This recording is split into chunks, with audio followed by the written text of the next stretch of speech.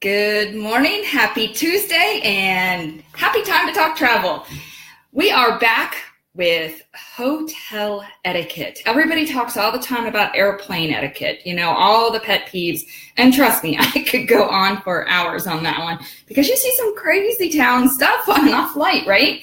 Well, I spent the weekend at a beautiful resort down in Panama City Beach. It was my daughter's spring break. We ran down to the Sheraton Bay Point Resort. First time, well, no, actually, I've been there before, but first time I've stayed there in probably 15 years.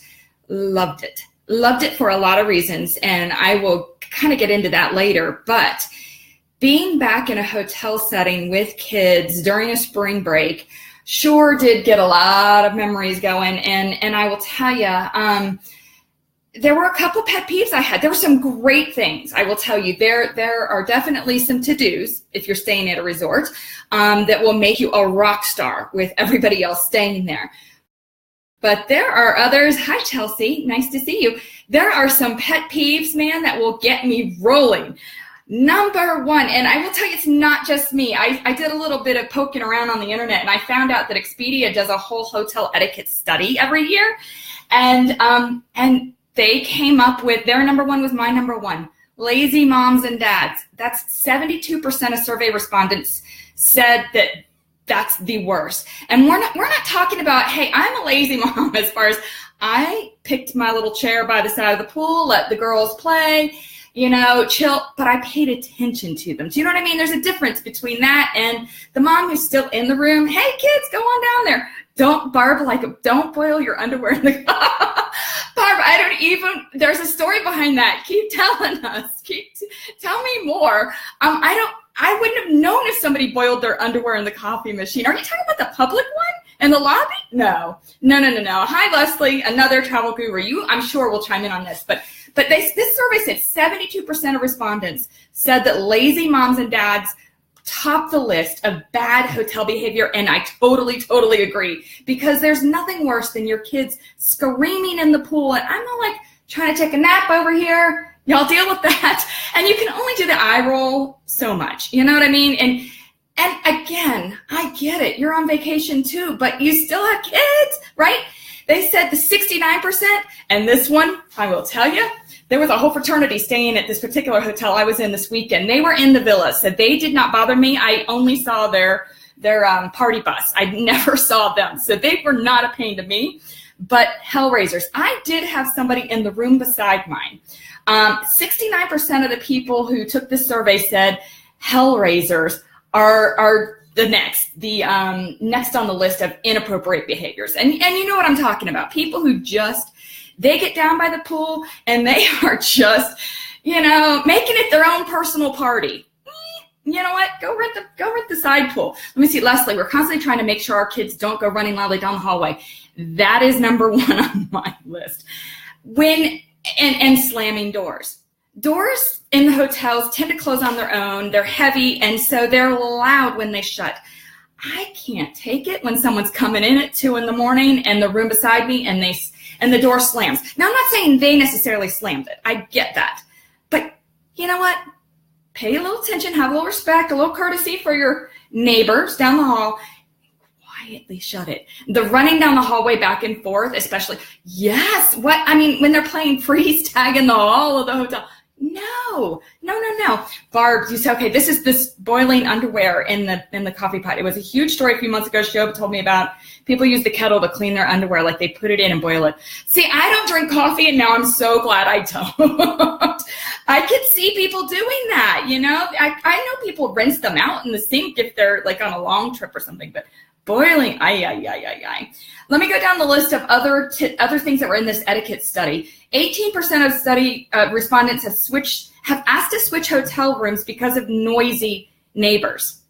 Now, I actually had dinner with the general manager of the resort where I was staying. She's a sister's friend. It wasn't like some media thing. It was just, it happened to be where I was staying. They're twins. I really like her sister. So I was having dinner, and I was commenting to her that the people in the room beside us, they were out on the balcony, and they were talking till 2 a.m. And you know what? Loud enough I could hear. Now, I have a little lifesaver app. I'm going to share this with you guys because this thing saves me everywhere I go. This app is called Sleep Pillow. Okay, Sleep Pillow. I'm the person who needs the sound machine to be going. I go right on up here. I pay $2.99 maybe for this app because you can get it for free, but you don't get as many choices. This right here. Hold on. And if you play this loud enough, it will drown out anything.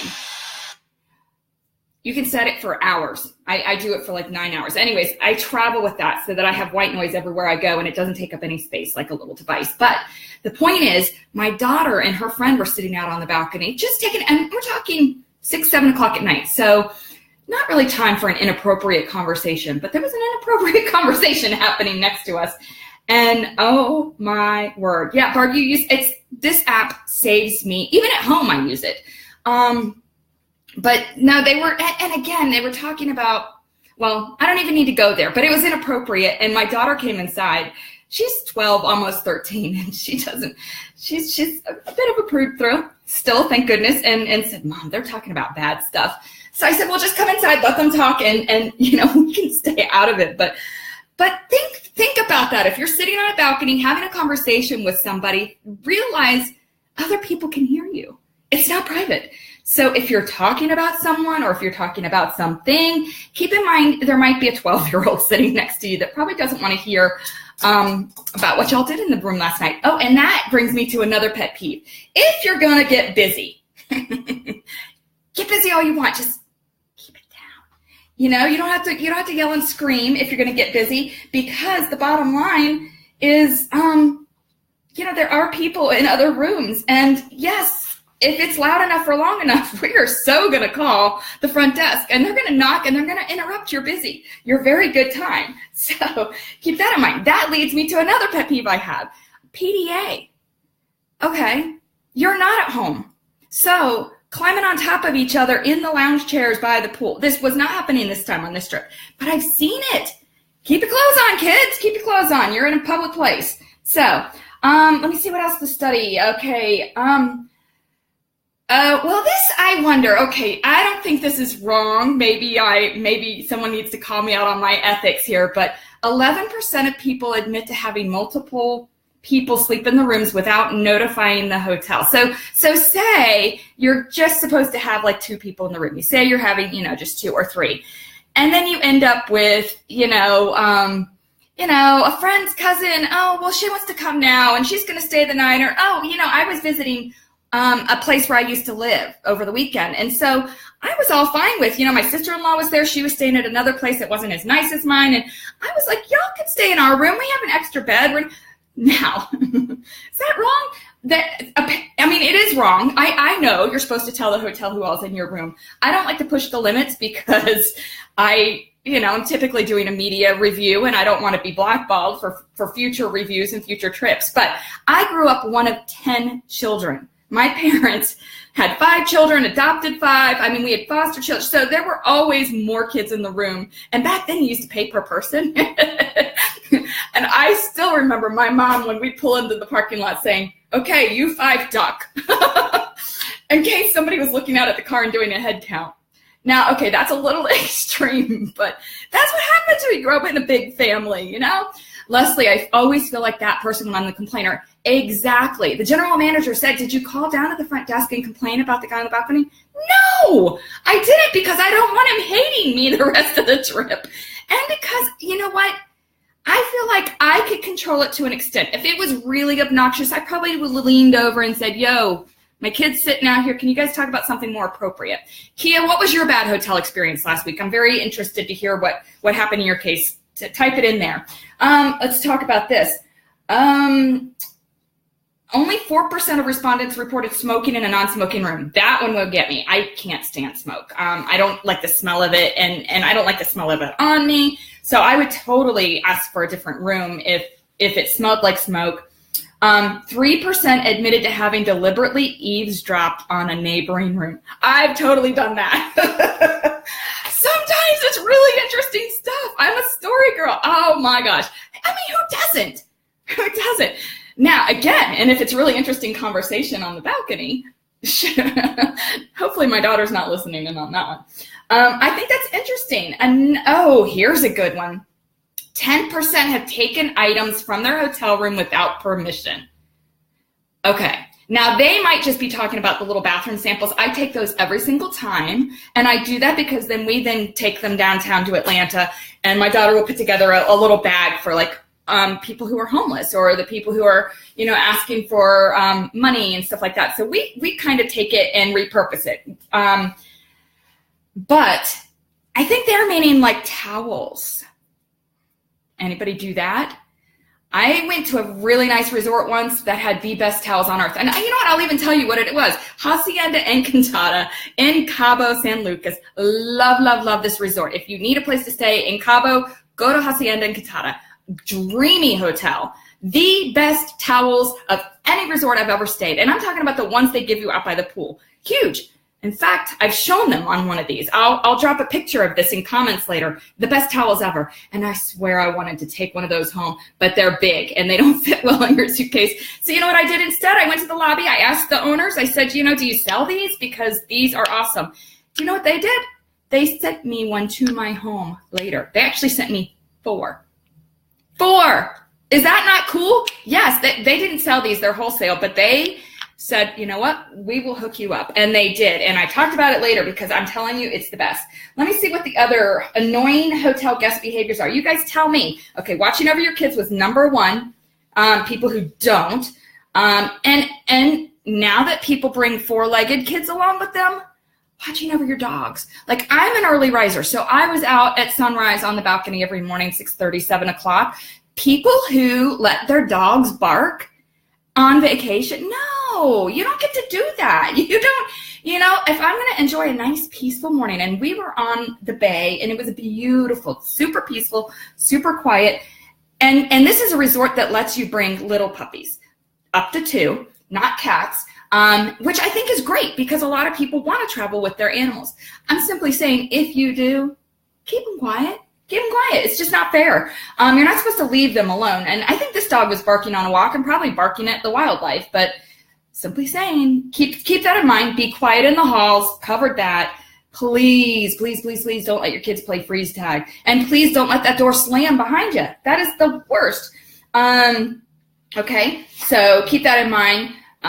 Stop complaining. And I don't mean about the other guests if the other guests deserve it. Stop complaining, period. There's some people they're just high maintenance and nothing is right and blah, blah, blah. And especially if you're down by the pool, that's the chill, relax zone. That is not the go whine about life zone.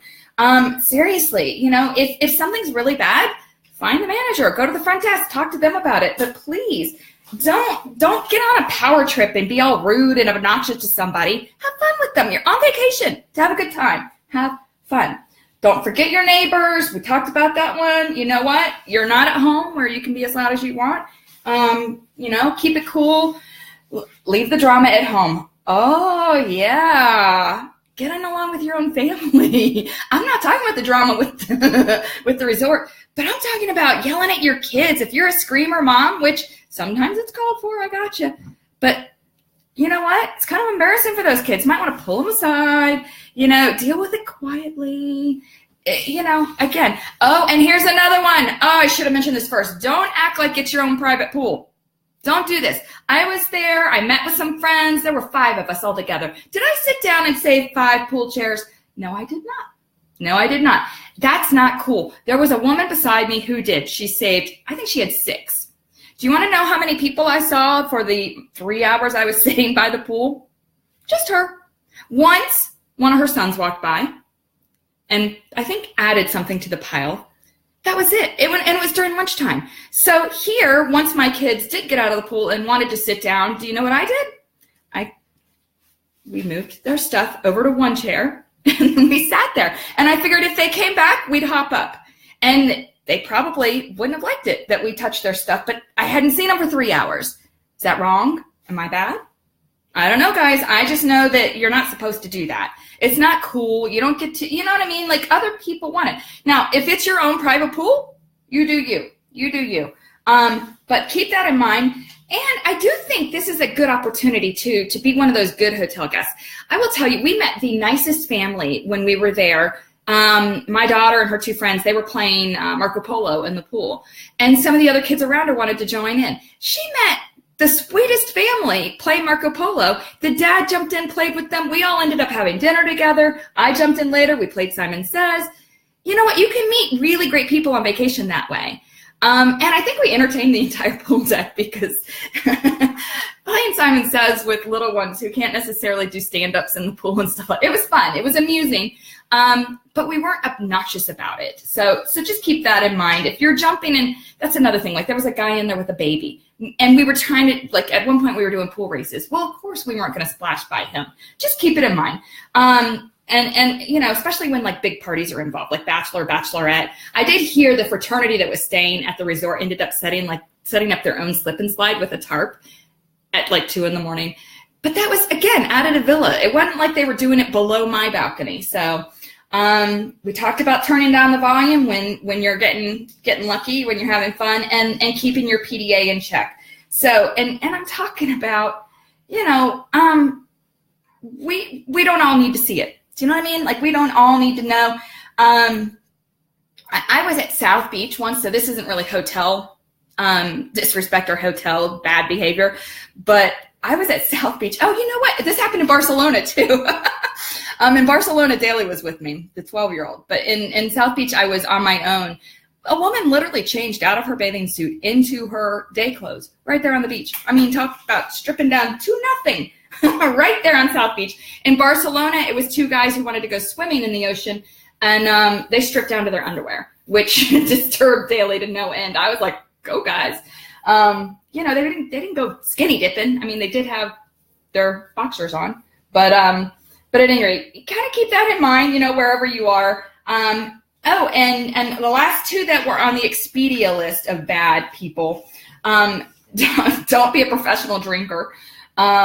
So, you know, yeah, indulge in one or two or whatever, but there was a guy at the pool this weekend who was absolutely drunk, and had a baby with him. So we were a little bit nervous about it, but he had a hold of her tight, and, you know, he was a friendly guy, which leads me to the next one. Don't be a chatty Cathy or Ken. That one, people might complain about me a little bit on that one. So yeah, you know, if you're sitting by the pool and the person next to you looks like they want to be taking a nap, just like on an airplane. Hey, Rebecca, just like in an airplane, do not talk to them. I was trying desperately to take a nap the day we got there because I got up at 4 a.m., drove down. My daughter wanted to be there first thing in the morning. And that is a cool thing about a hotel. Can't always check in early. We didn't get in our room until like 3, but you can change your clothes in one of the, you know, the lobby bathrooms and go enjoy all the amenities. And we did that. We played by the pool all day. It was great. We didn't care because we didn't plan on being in the room. But so keep that in mind. I'm trying to forget my point. Oh, don't be a chatty Cathy. So I'm lying by the pool. I'm tired, and I'm thinking, perfect time to nap, right? Not if the person beside you wants to talk. This was, I think, 6% of people in the survey said that chatterboxes bothered them, and they were referring to elevators. Now, I kind of like that when you get in the elevator, say, hey, where are you from? But again, I'm overly friendly, I guess. Maybe I'm the person they're complaining about here. They say, you know, maybe it's because most people have gotten the memo about zipping their lips while sharing an elevator. I apparently have not. I'm a friendly person. We're like that in the South. We say hello to everybody. I'm going to be your bestie after getting out of the elevator. So I'm probably the person you're complaining about in this case. So I'm sorry.